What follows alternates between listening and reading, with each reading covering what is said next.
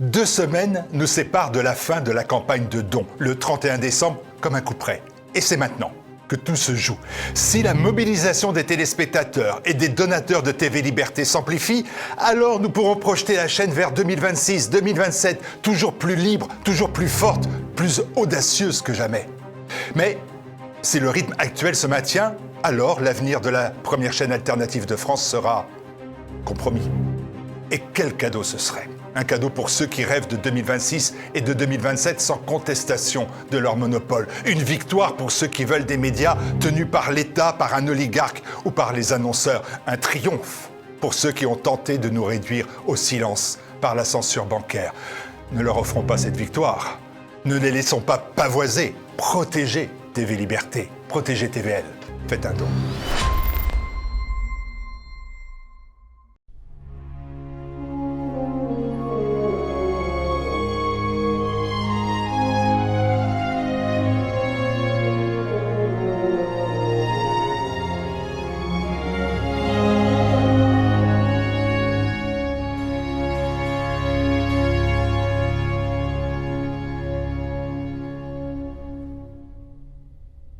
Mon cher John, je ne sais pas très bien ce qui se passe, comment expliquer ce phénomène étrange. Vous avez eu une très grande influence sur moi par vos premiers livres. Cher John Lowland, nous sommes rencontrés dans diverses situations au cours des 30 dernières années, nous connaissons depuis près de 30 ans, et je ne vous ai pas encore invité aux conversations. Alors c'est un phénomène inexplicable.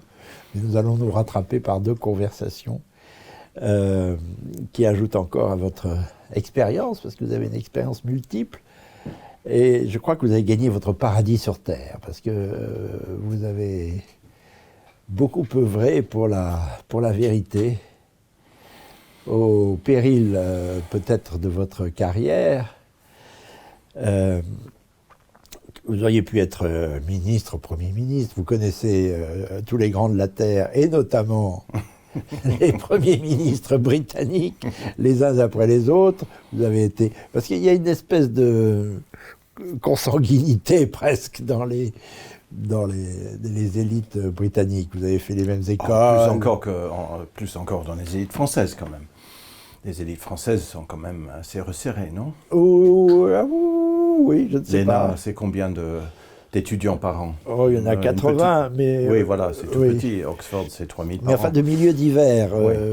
Vous êtes né pas près d'Oxford. Non, je suis né dans le Berkshire, près de Windsor, de la ville de Windsor, du château de Windsor, oui. Et vous avez fait les grandes études à Oxford, que font les élites britanniques. Vous avez connu à peu près tous les premiers ministres britanniques. Bah oui, vous avez même connu Margaret Thatcher. Oui. James Cameron.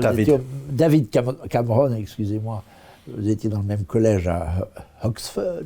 Vous avez bien connu, même travaillé avec un Premier ministre qui nous tenait à cœur, mais qui nous a un peu déçus et qui a fait le Brexit. Oui. Boris Johnson. Vous connaissez très bien Nigel Farage, dont il est possible qu'il devienne Premier ministre. C'est même probable, oui. C'est même probable. Et puis, dernièrement, j'ai fait la connaissance assez quoique brièvement, de Liz Truss, la pauvre qui a battu tous les records pour la brièveté de son mandat. Même pas, elle a été au pouvoir pendant moins de 45 jours, je crois. Donc, elle a battu tous les records. Vous êtes extrêmement britannique, c'est un de vos innombrables charmes. C'est vous qui le dites. C'est vous qui le dites.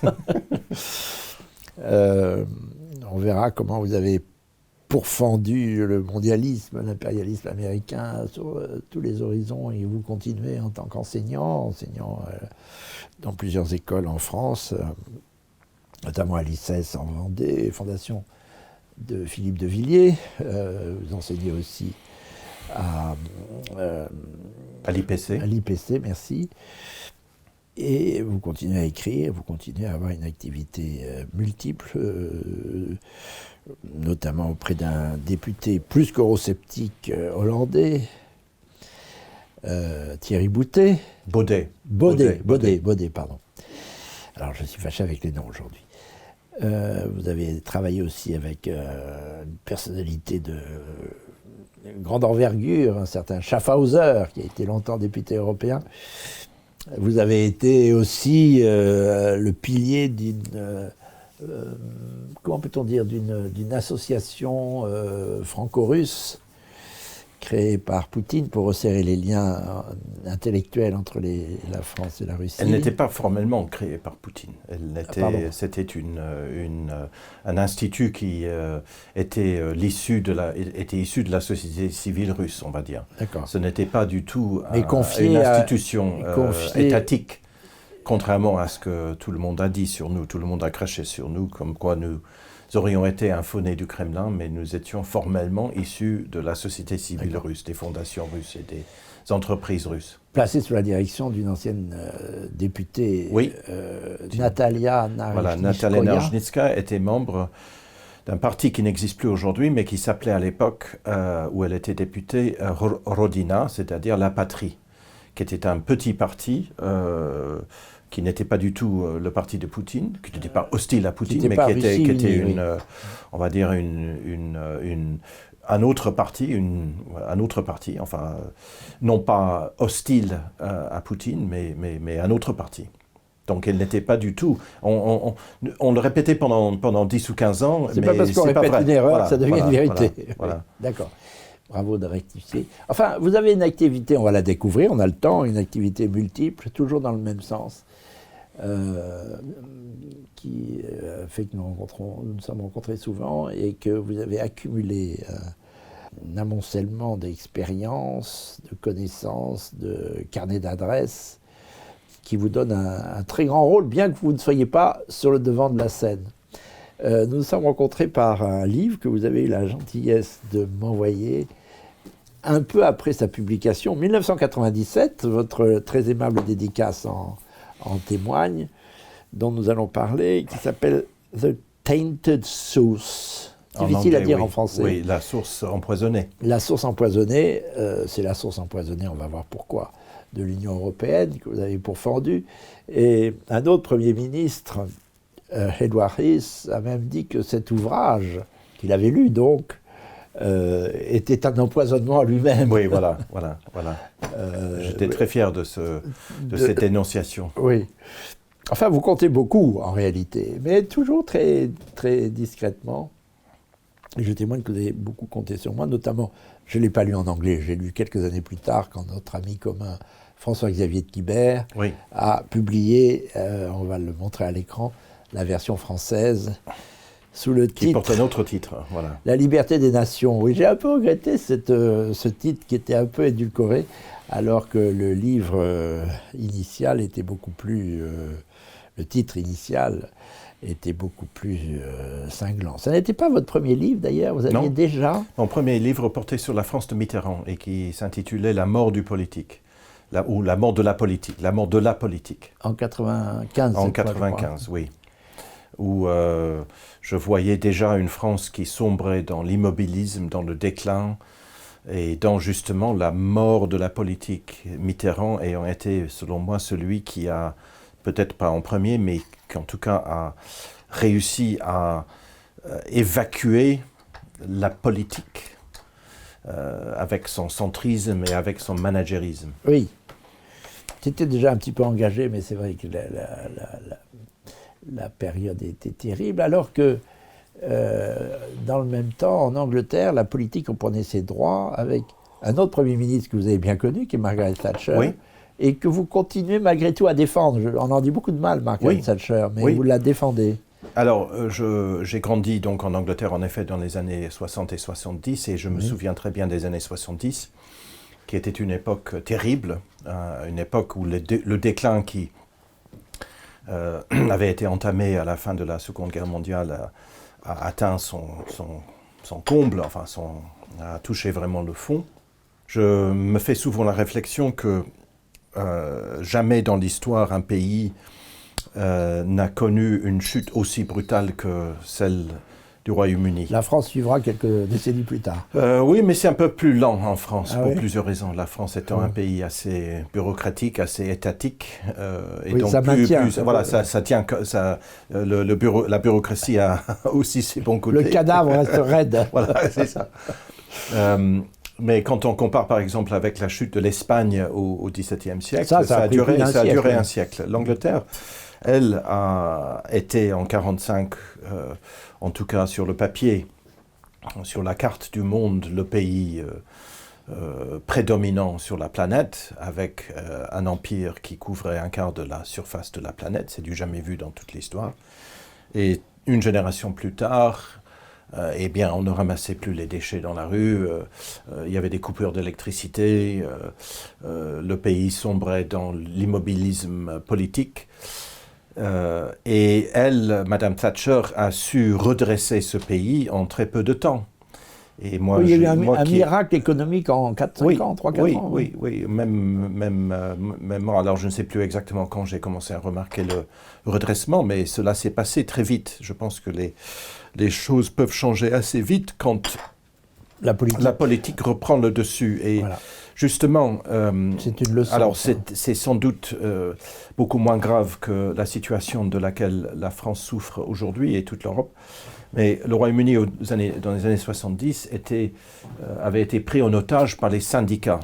C'est-à-dire que toute la politique, pendant des années, pendant on va dire une petite décennie, était décidée à huis clos entre le gouvernement et les syndicats. C'était la période d'Harold Wilson. C'était la période d'Harold Wilson. On appelait ça la période de bière et sandwich. Donc on invitait les syndicalistes à venir au 10 Downing Street pour boire de la bière et pour manger des... Et puis faire la politique du gouvernement. Voilà, et pour décider la politique du pays. Et une partie de la révolution thatchérienne consistait justement à libérer la politique, la souveraineté du pays de cette emprise par les syndicats. C'est le côté évidemment anti-travailliste, mais il y avait aussi cette dimension constitutionnelle. Oui. Et cela s'est senti. Il y avait dans ces années-là 80 et encore en 90, il y avait encore, enfin pour moi en tout cas, c'était mon sentiment, un certain dynamisme, un certain... Oui, la politique qui reprenait ses droits, alors que la France, sous Mitterrand, me semblait-il, avait déjà commencé à sombrer dans l'immobilisme dont elle souffre aujourd'hui encore. Ouais. Mais avec bien sûr des conséquences bien plus graves encore 30 ans plus tard qu'à l'époque. Oui. Et vous me disiez dans une conversation précédente, puisque nous venons de déjeuner ensemble, que la Grande-Bretagne garde, et Londres en particulier, garde cette dimension mondiale malgré tout. Est-ce grâce à Thatcher ou pas, mais en tous les cas, la Grande-Bretagne n'est pas menacée de disparaître. Il faut dire que vous êtes sauvé par l'insularité. Mais comme agent mondial, Londres reste quand même au cœur de bien des choses. Peut-être plus que la France, plus que Paris. Oui, je pense que Londres n'était pas gagné. Je pense que Londres est une capitale. Alors, c'est peut-être nécessairement pas une bonne chose, mais je pense que Londres est une capitale mondiale, bien plus que Paris, il me semble. J'étais un peu pincé, vous m'avez dit, mais quand je quitte Paris, j'ai dit, je quitte un village paisible que j'aime énormément. J'ai quand même choisi ma vie ici, donc j'aime beaucoup Paris et j'aime beaucoup la France. Mais en effet, on a l'impression de quitter un village paisible pour arriver dans une capitale. Alors, le Royaume-Uni, puisque vous me posez cette question, souffre de défauts immenses. Oui, parlons un peu de la Grande-Bretagne, du Royaume-Uni d'abord. Incontestablement. Et ça, je le dis depuis bien avant le Brexit, depuis bien avant plein de choses. Je pense que le défaut sans doute le plus terrible, c'est que l'économie britannique se drogue depuis un quart de siècle au moins sur l'immigration. On parle beaucoup d'immigration en France. Vous êtes des débutants. Vous en France, nous ensemble, en France, nous sommes... Plus d'1 million. En 2023, le nombre d'arrivées s'élevait sous le dernier gouvernement conservateur, à 1 400 000. 1 400 000. Depuis le début des années 2000, le Royaume-Uni accueille, il y a un solde migratoire net de quelque chose comme 600 000 par an. C'est-à-dire les arrivées moins les entrées. Oui, qui augmente en plus. 600 000 par an. En France, la France est à 200 000 par an. Oui, ou 300 000. Enfin, ou 300 000. Donc les chiffres pour le Royaume-Uni sont le double de la France. Donc on se plaint beaucoup de l'immigration en France, à raison, mais les chiffres en Angleterre, malheureusement, sont 2 ou 3 fois supérieurs. Et indépendamment de toute considération culturelle, religieuse, sociétale et autres, cela représente bien évidemment un changement social gigantesque et qui n'a fait que s'accélérer avec le temps. Vous parliez de Boris Johnson. Après le Covid, il a fait rentrer je ne sais plus combien de centaines de milliers. En annonçant le contraire, ce diable d'homme. Oui, bien sûr, parce que, enfin, c'était pas son principal axe de combat. Son principal axe de combat, c'était le Brexit. Mais il était sous-entendu, bien sûr, que l'immigration serait maîtrisée. Mais non, il a décidé, lui et les ministères, qu'il y avait un danger d'inflation. Et il a dit d'ailleurs récemment, pour combattre l'inflation qui s'annonçait, il fallait faire rentrer encore davantage d'immigrés pour faire baisser les salaires et ainsi pour tenir l'inflation. Donc c'est un pays qui s'est beaucoup drogué sur l'immigration, travail peu cher, etc. Ensuite, la dette. Alors la dette, ce n'est pas un monopole anglais. La France souffre bien sûr aussi d'une dette absolument catastrophique. En termes de pourcentage, la dette britannique elle est légèrement inférieure à la dette française en pourcentage de PIB, mais je ne crois pas beaucoup à ce pourcentage. Le PIB, c'est un statistique extrêmement trompeur. Oui. Mais la dette n'est pas aussi élevée qu'en France, mais par contre, elle est beaucoup plus coûteuse, puisque les taux sont très élevés, les taux. Et donc, le Royaume-Uni, au jour où je vous parle, emprunte chaque année 150 milliards et dépense 110 milliards sur les intérêts. On est près de la faillite. Je pense que le grand mal français, et cela vaut pour l'histoire de France depuis quelques siècles, c'est un certain immobilisme, une certaine incapacité à se réformer.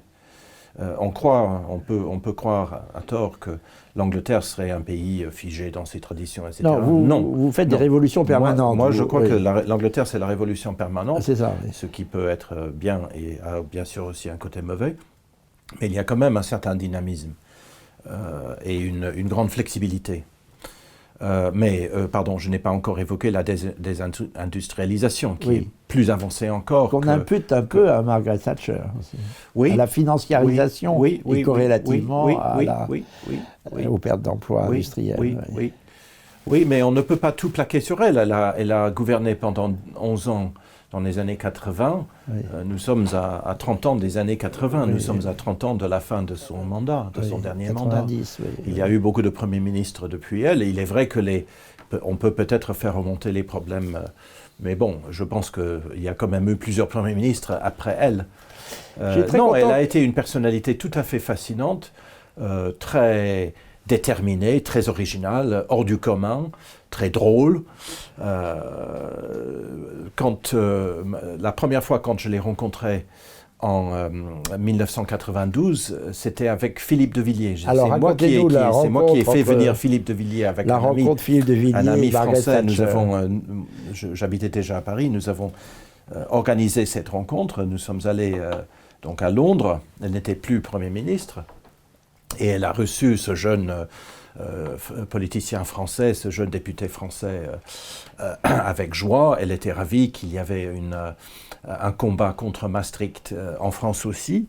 Et pour faire plaisir à son invité, elle s'est mise à chanter, avec un accent épouvantable anglais, la Marseillaise. Ce qui a beaucoup plu à Philippe de Villiers. Malheureusement, le pauvre était très très gêné. Elle, allons enfants de la patrie. Voilà, donc c'était un moment assez drôle. Voilà. Et ils se sont plu. Ils se parlaient en quelle langue d'ailleurs? En anglais. Vous faisiez l'interprète, oui, d'accord.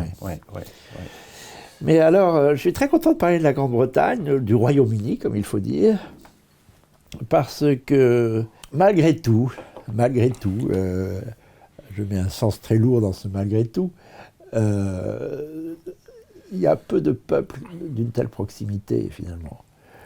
beaucoup plus qu'avec l'Allemagne, par exemple. Il y a peu d'Allemands qui vivent en France et il y a peu de Français qui vivent en Allemagne, alors qu'il y a plus d'1 million de Français à Londres. Alors, il se trouve que je connais très bien l'Allemagne. Et beaucoup d'Anglais encore plus en France, d'ailleurs, dans les campagnes notamment. Mais vous-même, comment êtes-vous arrivé à la France, alors? J'ai passé une grande partie de mon adolescence en Allemagne. J'avais un grand-père allemand, une grande-tante allemande à Munich, que j'aimais beaucoup. J'allais souvent chez elle. Donc j'ai un peu grandi avec l'Allemagne. J'ai fait une partie de mes études en Allemagne et je connais très bien ce pays. Munich? À Munich, oui. Et ma fille aînée vient de commencer ses études à Dresde. J'ai été à Dresde pour lui rendre visite il n'y a pas très longtemps. Et je constate qu'en France, et comme d'ailleurs partout en Europe, personne ne connaît l'Allemagne. Personne ne parle de l'Allemagne. Et en planifiant mon voyage pour voir ma fille à Dresde... Et très peu parlent allemand, d'ailleurs. Oui, non, plus personne ne parle allemand. Ça, même les Allemands ne parlent plus allemand. De la première période de la coopération. Non, mais j'ai fait une découverte qui, pour moi, est très symbolique. Mais je le savais, puisque j'avais pris, il y a au moins 20 ou 25 ans, un avion de Paris à Berlin, un avion minuscule où il y avait... pratiquement personne. J'ai découvert là récemment, en planifiant mon voyage à Dresde, que la ligne aérienne nationale allemande, Lufthansa, n'assure aucun vol Berlin-Paris. Ah bon? Il n'y a pas de client. Il n'y a pas de client. Il n'y a pas de client. Il n'y a que Air France qui assure Paris-Berlin. Pour moi, c'est très symbolique. Ah oui, parce que Londres-Paris, c'est autre chose. Oui, bien sûr. C'est ça. Combien de fois... Voilà, il doit y avoir... Moi, j'ai pris l'Eurostar mardi dernier. Il y a des milliers chaque heure. Oui, c'est ça, ça n'arrête pas. Combien de fois ai-je entendu des gens, notamment en France, me parler de l'Europe sans avoir jamais mis les pieds de l'autre côté du Rhin? Donc ce problème allemand, et il n'y a pas que la France, les Néerlandais que je commence à connaître, c'est la même chose. Tout le monde fait comme si l'Allemagne n'était pas là. On fait abstraction du facteur principal de la politique. Ça a l'air de vous réjouir. Voilà. Non, mais le général de Gaulle a un peu raté son coup avec le traité de l'Élysée. Il s'en est repenti très vite, d'ailleurs. Oui. Il a compris que ça ne marchait pas. Et qu'on s'était marié dans ce fameux couple, une formule que j'aime bien utiliser, on s'était marié avec une femme qui était déjà mariée, l'Allemagne, avec les États-Unis. Oui. Peut-être plus que la Grande-Bretagne. Alors, les deux pays sont occupés. Les deux pays. Occupés. Il y a des troupes américaines et autres sur le territoire. C'est un mot qu'a utilisé le général de Gaulle à propos sur le territoire allemand. Je suis désolé de dire les choses, d'appeler un chat un chat. Je ne veux pas vous choquer, cher Paul. C'est une de vos vertus, mon cher ami. Continuons. L'Italie et l'Allemagne et le Royaume-Uni sont des pays occupés. Si demain, la France aussi, par la culture américaine, c'est une occupation. Non. Mais enfin, je ne parle pas en métaphore. Je ne parle pas en métaphore. J'essaie de décrire la réalité. Par les armes. Voilà, par les soldats, par les troupes. Et donc, marié, oui, on peut appeler ça un mariage, mais c'est surtout une domination, c'est une occupation. C'est ça. Et la même chose vaut pour l'Italie. Pour le Royaume-Uni... pire encore pour l'Italie, je crois. Mais enfin, oui. C'est le pire. Oui. Alors, le Royaume-Uni est un cas peut-être un peu... Alors, tout d'abord, la question qui nous intéresse, je crois, celle de la nation et des nations. Le Royaume-Uni a cette particularité en Europe qu'elle est le seul pays, avec la Russie, à être sorti de la Seconde Guerre mondiale avec son sentiment national non seulement intact, mais renforcé. Alors que tous les autres pays d'Europe, tous, la France, tous les autres ont connu soit la défaite, soit l'occupation, soit les deux.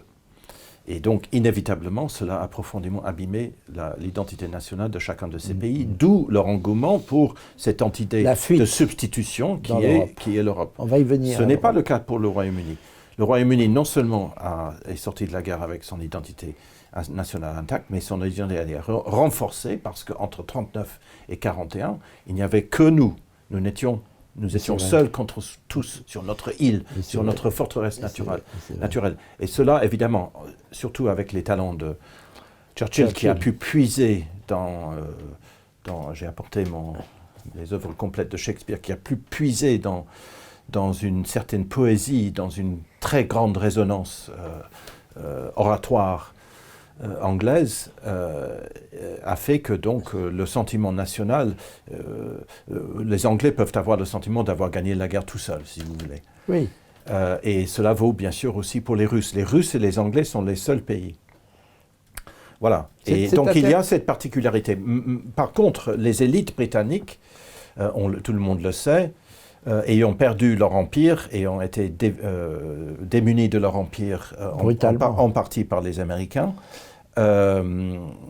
s'accrochent, vous parliez du couple franco-allemand, mais s'accrochent, c'est pire encore, c'est bien pire que le couple franco-allemand, à l'alliance américaine, parce qu'ils croient voir dans l'anglosphère, n'est-ce pas, dans l'alliance atlantique, un peu la continuation de leur empire. Et cette identité dont je parlais, qui est sortie intacte, avait déjà été, avant la guerre, une identité universelle, universaliste, avec l'Empire, puisque l'Empire, je l'ai dit, c'est le quart de la planète, le quart de la superficie, le quart de la population. Donc on était à 2 doigts de la moitié avec les Américains. Il y avait des plans au début du XXe siècle de faire un condominium déjà. Des anglo-saxons. Anglo-américains, voilà. Et donc l'identité, je donne des cours sur l'identité britannique, l'identité britannique, non pas anglaise, mais britannique, c'est une identité proto-mondialiste. Et dans le... ce sont les puissances de la mer. Oui. Enfin, l'Empire britannique était aussi une puissance terrestre quand même, avec des millions, des centaines de millions d'Indiens, d'Africains, etc., et avec une superficie quand même immense. Mais oui, on peut le dire comme ça. Enfin, c'est un tout petit peu réducteur, mais oui, ce n'est pas faux. Ce qui fait l'essentiel de la puissance britannique, c'est la mer. Oui. Voilà. La mer en tant que symbole de l'infini, de l'universel. Et du monde fluide. Qui correspond tout à fait à une certaine modernité. Et du monde fluide, oui. Vous savez, il y a une grande opposition. Et pardon, je termine sur l'identité. Ce que nous avons observé dans le Brexit, qui nous intéresse tous les deux. Alors on va en parler du Brexit. Vous avez parlé de Boris Johnson et de Nigel Farage. Pour moi, ces 2 hommes qui, malgré tout, ont fait le Brexit ensemble, s'il n'y avait pas eu Farage, il n'y aurait jamais eu le Brexit. S'il n'y avait pas eu Johnson, il n'y aurait pas eu le Brexit non plus. Incarnent chacun un Brexit différent. Il y a un Brexit mondialiste, qui est porté par Boris Johnson, né à New York, qui avait la double nationalité américaine et anglaise jusqu'en 2016. Il est, lui, dans sa personne, il incarne l'Atlantique. Et il est d'ailleurs l'arrière-petit-fils du dernier, est-ce que vous le savez, du dernier ministre de l'Intérieur de l'Empire ottoman. Non, ça je ne le savais pas. Il a des ascendants, une ascendance ottomane. Son arrière-grand-père était le dernier ministre de l'Intérieur de l'Empire ottoman. Alors bon, c'est évidemment très inattendu, mais l'impérialisme, si vous voulez, coule dans ces veines, ou le modèle impérial. Le modèle impérial, oui. Et Farage, lui, au contraire, incarne une identité identitaire. Il est anglais. Il porte souvent, on le voit typiquement avec une bière, avec une clope, avec le drapeau de Saint-Georges. Certes. Voilà. Donc il y a 2 Brexit. Je crois que les plus grandes cuites que j'ai prises de ma vie, c'était avec Nigel Farage au Parlement européen. On n'avait rien à faire, on buvait. Avec Nigel Farage, c'est sérieux. Hein, oui. Merveilleux personnage. Et donc nous observons maintenant, ces jours-ci, enfin ces mois-ci, une résurgence en Angleterre d'un ce qu'il faut bien appeler un nationalisme identitaire, anti-immigrationniste, comme il n'y en a pas eu jusqu'à présent. Voilà. C'est le fameux mouvement de Robinson et de ces marches très nouvelles qui se reproduisent d'ailleurs. À ma connaissance, il n'y en a eu qu'une seule pour le moment. Oui, mais je crois qu'il y en a une à Liverpool. Celle qui a eu lieu il n'y a pas très longtemps, elle était absolument immense. Depuis, il y en a d'autres, immenses, oui. Ça pourrait mener le fameux Nigel Farage au 10 Downing Street. C'est tout à fait possible, d'autant plus que Robinson est considéré comme un extrémiste. Et donc Farage profite, ça fait de lui un homme d'État. Voilà. Oui. Personnage prodigieux, assez shakespearien d'ailleurs, Farage, ainsi que Johnson. C'est Falstaff. C'est Falstaff, oui, c'est vous qui l'avez écrit, oui. Oui. Mais Farage, il serait qui Farage dans Shakespeare? Je pense que dans Shakespeare, il y a toute la vie humaine, depuis toujours pour toujours. Oui, on a le choix du personnage. Oui. Je ne vois pas immédiatement qui il serait, mais bon. Un bon buveur, en tous les cas. Oui, ça ne manque pas, ni dans Shakespeare, ni dans... Voilà. C'est drôle, enfin c'est drôle, ce n'est pas drôle, mais c'est très intéressant. Vous êtes venu, est-ce qu'on peut le montrer aux caméras? Enfin, vous m'avez demandé de venir avec des avec objets. 2 livres, dont les œuvres complètes de Shakespeare. Non, alors j'ai pris donc les œuvres complètes de Shakespeare. On voit qu'il a été pratiqué, ce livre. Voilà, il est même... complètement en ruine. Mais c'est très beau, c'est très beau. On voit que c'est pas un livre de bibliothèque. Non, en fait, parce que vous m'avez demandé de venir avec des objets, je voulais que les objets symbolisent les 3 pays qui me tiennent le plus à cœur, qui sont donc le pays de mon origine, de mes origines, la France pour sa pensée. J'ai commencé à connaître l'œuvre de Tresmontant il y a 30 ans. J'ai un exemplaire de sa thèse que j'ai trouvé place Saint-Sulpice. Et puis j'ai pris aussi pour illustrer... Il y a l'Italie aussi. Voilà, alors ce n'est pas... Oui, c'est l'Italie. J'ai pris une relique de Sainte Françoise romaine, Santa Francesco Romana, qui est une... malheureusement, le reliquaire est cassé. Qui est une sainte du XIVe siècle à Rome, veuve, qui a fait des bonnes œuvres, voilà, qui a fondé un couvent de femmes dans le centre de Rome. Mais ce n'est pas pour l'Italie. Ce n'est pas pour l'Italie, c'est pour Rome. C'est pour Rome et pour la romanité. Cette romanité dont Rémi Brague parle dans La Voix romaine, qui est pour lui la définition de l'identité européenne. Nous sommes romains, parce que nous avons, comme le dit Rémi Brague, une barbarie en amont et une civilisation en aval. Une civilisation... Pardon, nous avons... Excusez-moi, c'est le cognac qui me fait... Nous avons en amont une civilisation dont nous sommes les héritiers et une barbarie à soumettre en aval. Oui, mais c'est valable dans les 2 sens d'ailleurs. Mais enfin, alors... Mon cher John, restons encore un peu sur la Grande-Bretagne. Vous avez cité des personnages, notamment ce Boris Johnson, lui aussi personnage très shakespearien, terriblement anglais, que vous avez rencontré dans vos débuts, c'est-à-dire vous étiez journaliste, alors au fond, vous avez commencé comme journaliste. Au tout début, j'ai commencé comme universitaire, je suis redevenu universitaire plus tard, mais à cette époque-là, j'écrivais en effet pour... différents médias anglais. À cette époque-là, on pouvait gagner sa vie en faisant cela. Ce n'est plus le cas aujourd'hui. Et j'écrivais en effet pour un hebdomadaire qui est très connu en Angleterre, The Spectator, qui date du... qui date du 19e siècle, mais qui en fait, dans les origines, remonte au 18e siècle. Donc c'est un magazine qui est très ancien et qui continue à avoir une influence certaine aujourd'hui encore en Angleterre. Voilà. Et il était, lui, Boris, le rédacteur en chef. Donc je le connaissais, je l'avais un peu connu à Oxford, mais je l'ai surtout connu dans les années 2000. Il aimait beaucoup la France, lui aussi, d'ailleurs. Comme vous, il venait souvent en France. Je me souviens qu'il avait poursuivi Philippe Séguin un jour. Il voulait il voulait absolument un entretien avec Philippe Séguin. Il avait poursuivi Boris Johnson jusqu'à Épinal, parce que Séguin, toujours bougon, on ne voyait pas pourquoi il recevait ce journaliste britannique. Mais je me souviens de cet épisode.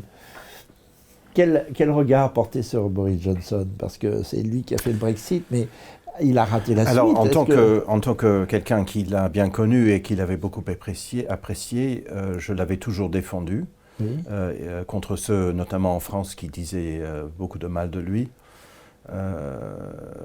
On le prenait en effet pour un clown, et moi je sais combien il est intelligent. Dépressif un peu. Mais sachant, oui, je sais qu'il est dépressif. Je ne devrais peut-être pas le dire puisque ça relève de sa vie privée, mais son aspect de clown explique aussi ça. Il joue au clown puisque comme beaucoup de clowns d'ailleurs. Voilà.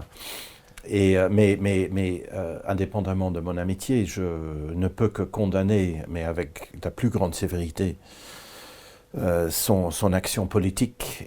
C'est lui qui a fait le Covid, c'est lui qui a fait les confinements, c'est lui qui a imposé des mesures restrictives absolument épouvantables, comme partout en Europe. Mais il les a imposées à moins de 10 jours après avoir dit dans un discours public combien c'était impossible, combien c'était inimaginable, etc. Oui. Voilà, et puis 10 jours plus tard, il fait exactement le contraire. Ensuite... En dose maximale, en plus. Oui, ensuite, il a fait, après le Covid, on appelle ça la vague Boris. Il a constaté que le Covid et les dépenses et les emprunts n'avaient été possibles que par une création monétaire gigantesque, non, de création monétaire, comme partout, et que cela allait entraîner l'inflation. Et donc il a importé, je l'ai dit, je ne sais plus combien de centaines de milliers d'immigrés supplémentaires pour peser sur le coût du travail, pour pousser vers le bas les chiffres de l'inflation. Nous n'avons pas les mêmes immigrés. Et puis troisième élément, je ne peux pas ne pas en parler, c'est son action en Ukraine, qui date d'après puisqu'il n'était plus Premier ministre. Oui. Il a été évincé en 2000... il était, je ne sais plus en quel mois, c'était en 2022. Ça, c'était la fin, c'était en mars qu'il va en Ukraine pour s'opposer à un accord. Et il était encore Premier ministre. Oui, c'est ça, il était encore Premier ministre, oui. Il a été évincé en juillet, je crois, oui, c'est ça. Et pour s'opposer à un accord entre Zelensky et Poutine, qui aurait évité bien des drames. Oui. Mais comment c'est atroce, c'est absolument atroce. Alors, je ne sais pas. Je parlais tout à l'heure... C'est très intéressant. Je parlais... Oui, difficile et délicate, pardon de vous la poser, mon cher John. Mais non, mais... Comment il se fait que la Grande-Bretagne s'oppose à ce point? Les États-Unis, on aurait pu mieux le comprendre. Ils avaient mis la main sur l'Ukraine, qui était à partir de Maïdan, à partir de 2014, qui était un État américain bis, très déguisé, mais enfin, avec même des ministres au gouvernement ukrainien qui étaient des Américains qu'il a fallu... c'était des phares... Comme l'épouse du président Yushchenko en 2004. C'est ça. Qui était américaine, qui travaillait à la Maison-Blanche. Et qu'il a fallu naturaliser au dernier moment pour qu'elle puisse, ou il puisse entrer au gouvernement ukrainien. C'est dingue. Ça, alors là, la presse française n'en parlera pas. L'explication est assez facile et je ne surprendrai pas. Pourquoi Johnson est-il intervenu avec cette vigueur ? Nos spectateurs. Les élites britanniques, je l'ai dit tout à l'heure, s'accrochent à l'alliance américaine pour pouvoir encore exister. Leur conviction profonde, c'est qu'elles doivent absolument continuer à faire en sorte que les Américains restent présents et plus que présents en Europe. Parce que sinon, tout est perdu pour leur rôle, pour leur existence dans le monde. Donc si le Royaume-Uni joue un rôle terrible, sinistre, terrible, destructeur en Ukraine et ailleurs, c'est pour garder les Américains en Europe. Parce qu'en gardant les Américains en Europe, les élites britanniques pensent avoir encore un rôle à jouer. Donc ça, c'est la vision globale. Pour Boris en particulier, je pense qu'il est sans doute... Il fait tout simplement ce qu'on lui dit de faire. Il est vrai que... il avait rencontré Poutine, je crois, au début de son mandat, dans les années 2019-2020. Il a, dans sa famille, il y a des Russes aussi. Dans sa famille, voilà, aussi. Même nobles, ou même, je ne sais pas si c'est royal, mais enfin, en tout cas, des ascendants russes qui ont dû fuir. Voilà. Donc peut-être avait-il un sentiment pour la Russie qui a été déçu. Donc peut-être que sa rancune s'explique parce qu'il voit comme un coup que la Russie lui aurait infligé. Il y a aussi cela. Je me souviens qu'il avait dit à un moment, après avoir rencontré Poutine, et après que Poutine a fait je ne sais plus quel tort, qu'il hait le régime russe. Il a parlé de haine. Voilà. Mais bon, il peut y avoir aussi des mobiles financiers, puisque je pense que nos spectateurs savent qu'il a emmené avec lui, non pas en 2022, mais un peu plus tard, un armateur britannique qui lui avait fait un don d'1 million de livres et qui ensuite a vendu des drones en Ukraine. Donc je pense qu'il y a aussi un peu de cela. Mon Dieu. Il était bien parti, ce Boris Johnson. Moi, je l'aimais beaucoup, et puis ça tombe mal. Enfin, il finit mal. Quelle vie a-t-il maintenant en ce moment? C'est absolument terrible. Et puis je vois avec une énorme tristesse aujourd'hui comment il est physiquement. On croit avoir un vieillard aujourd'hui. Je ne sais pas s'il boit. C'est la conscience, c'est la mauvaise conscience. Peut-être. Parce que vraiment, il a beaucoup de morts sur la conscience. Et quant au bilan du Brexit, alors pardon, encore une fois, toutes les élites britanniques sont sur la même ligne que lui. Donc on peut effectivement lui faire ce reproche d'Istanbul ou de son déplacement. Istanbul, c'était le lieu de l'accord entre les Russes et les Ukrainiens. On peut bien sûr faire ce reproche, mais malheureusement, il n'est pas le seul. Ce n'est pas comme si son successeur aurait changé la politique britannique, bien au contraire. Oui. On va en venir, si vous voulez, dans une seconde conversation à l'actualité internationale. On dit que vous avez été un des premiers penseurs du Brexit dans les années 90. Alors ici, 2 questions. Qu'est-ce qui vous animait? Et ensuite, quel bilan en faites-vous presque 10 ans après le référendum qui a libéré on en rêve encore, qui a libéré la Grande-Bretagne. Est-ce que cette libération est complète, salutaire, conforme à ce que vous en attendiez? Alors, qu'est-ce qui m'a animé? Je suis entré en contact au début des années 90 avec un député conservateur qui est lui, en fait, il n'est pas connu en France, mais qui est lui, en quelque sorte, celui qui a livré d'abord la bataille contre le traité de Maastricht.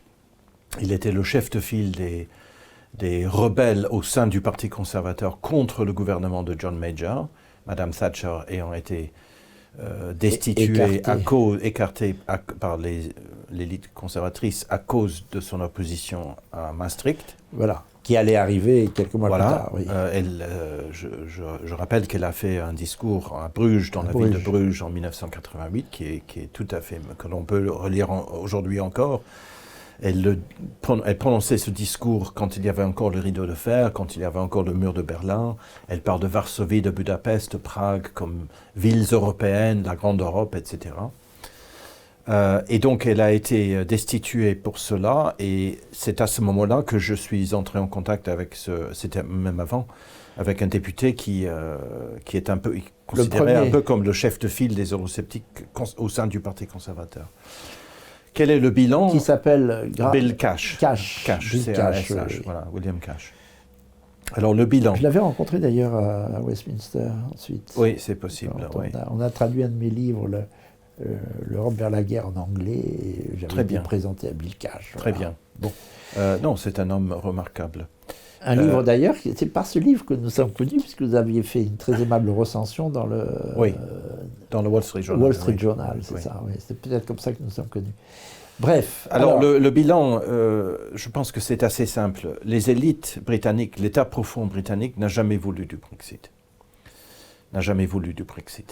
Le Parlement était contre le Brexit. Le système judiciaire était contre le Brexit. L'administration était contre le Brexit. Les médias étaient contre le Brexit.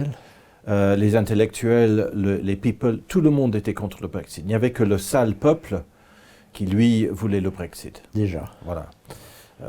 Et d'ailleurs, on voit dans le vote de 2016. Alors, le vote de 2016 a scindé le pays en deux. Je veux dire qu'il y avait des gens au sommet de l'État qui étaient favorables ou défavorables au Brexit. Ça a divisé les familles à toutes les échelles de la société. Mais il n'empêche qu'il y a sans doute une prépondérance favorable au Brexit, on va dire, dans les couches moins favorisées. Les élites, elles, étaient majoritairement favorables, comme on peut l'imaginer. Et quand le Brexit a été réalisé, et d'ailleurs l'histoire entre 2016 et 2020 est une histoire absolument passionnante, puisque le référendum de 2016 aurait très bien pu se déboucher sur rien, puisque toutes les élites... C'est là où Johnson a été utile. C'est ça. Parce qu'il était question d'étouffer, comme on l'a fait pour le référendum en France de 2005, il était question d'étouffer le référendum qui avait été très net en faveur de la sortie du Brexit. Cela aurait pu ne pas se faire. Les gens disent, oui, les Anglais n'ont jamais voulu de l'Europe, ils avaient un pied dedans, un pied dehors, le Brexit était inévitable. Non, le Brexit n'était absolument pas inévitable, même après 2016. Et là, la partie s'est jouée. Mais après, donc, 2020, quand cela a été finalement réalisé, grâce à des péripéties que j'aurais très envie de décrire, mais enfin qui nous prendraient trop longtemps. En un mot. C'est quoi des ruses? Non, mais les combats dans la Chambre des communes, le gouvernement de Boris Johnson a perdu le contrôle du Parlement. En fait, c'était du jamais vu. Le Parlement, qui était majoritairement hostile au Brexit, a enlevé au gouvernement... C'est très bizarre, parce qu'il en procédait pourtant. Il procédait du Parti conservateur. Oui, mais justement, le Parti conservateur n'a été acquis au Brexit que très tardivement. Donc c'est presque Belka, justement, était une minorité. Le combat pour le Brexit était, entre autres, peut-être surtout, un combat au sein du Parti conservateur. Ce parti qui est hégémonique dans l'histoire de l'Angleterre depuis plusieurs siècles. Mais ce n'était qu'à la fin, après 2016, que le parti est devenu majoritairement favorable au Brexit. En tout cas, ce que je veux dire, c'est qu'après 2020, ces mêmes élites étaient en place, bien sûr, sont restées en place, et dans leur idée, dans leur esprit, eh bien, le Brexit, c'était quelque chose qu'il fallait compenser. C'était une erreur qu'il fallait rattraper.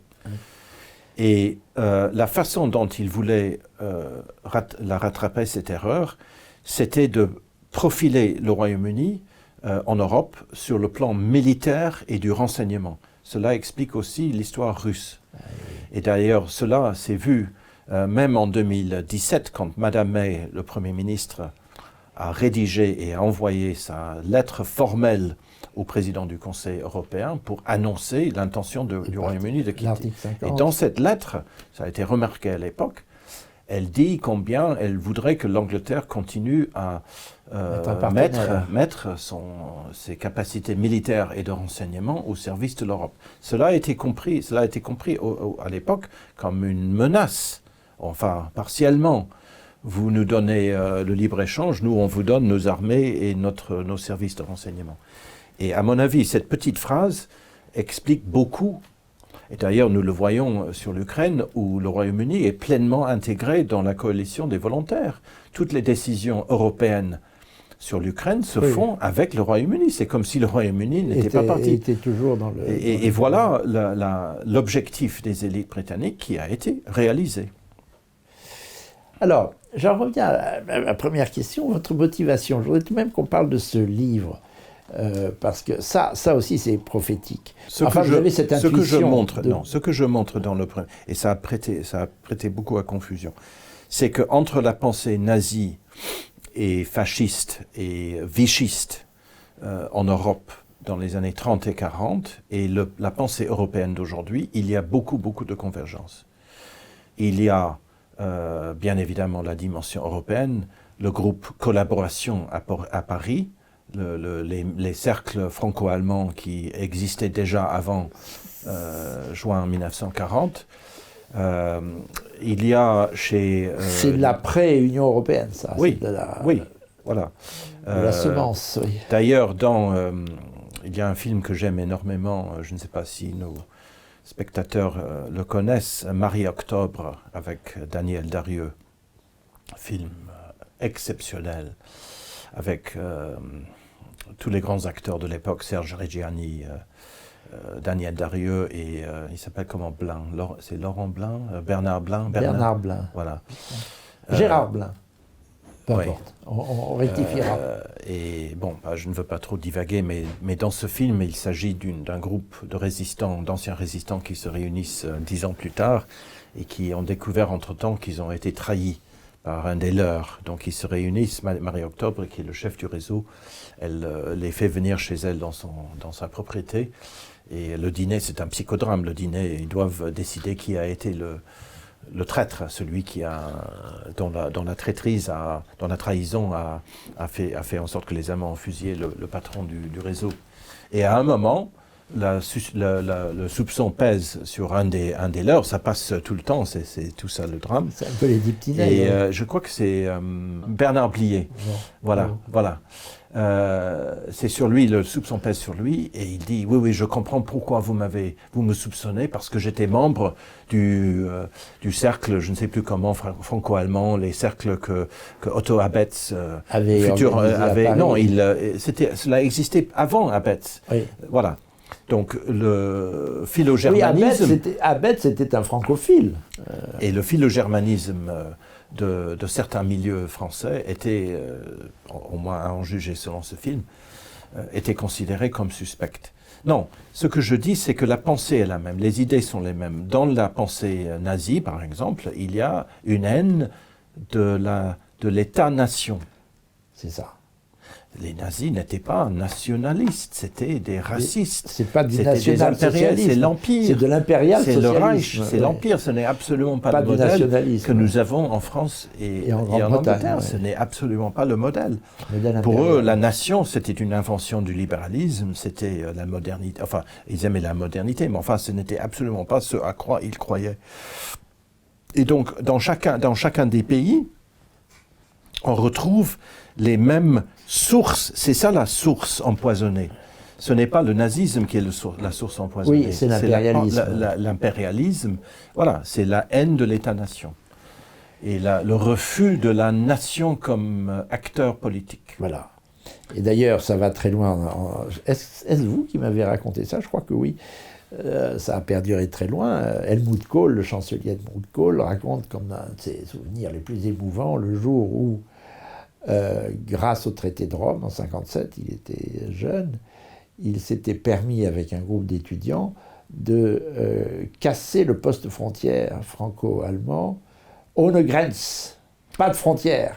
Helmut Kohl, c'est le modèle impérial typique. Helmut Kohl, dont le cercueil a été couvert du drapeau européen. Ah mon Dieu.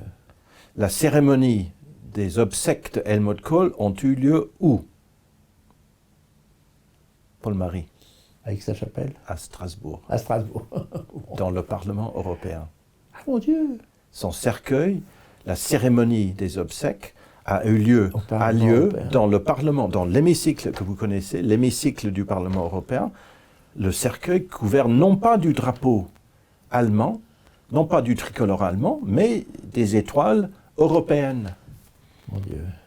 Pour lui, l'unification de l'Allemagne, c'est comme d'ailleurs Mazzini au XIXe siècle, c'était la même chose que l'unification de l'Europe. Il voulait que l'histoire se souvienne de lui, non pas comme celui qui a fait l'unité allemande, mais comme celui qui a fait l'unité européenne. Oui. Voilà le modèle européen. Oui, alors impérial. C'est en effet antérieur à ce que l'on a su ensuite, et qui était une confirmation de vos intuitions, c'est-à-dire que le personnel européen a été en grande partie fourni par le recyclage de hauts dignitaires nazis. Sans doute, je n'en parle pas dans mon livre, oui. mais je le sais, bien sûr, il y a eu, et aussi bien sûr dans l'OTAN.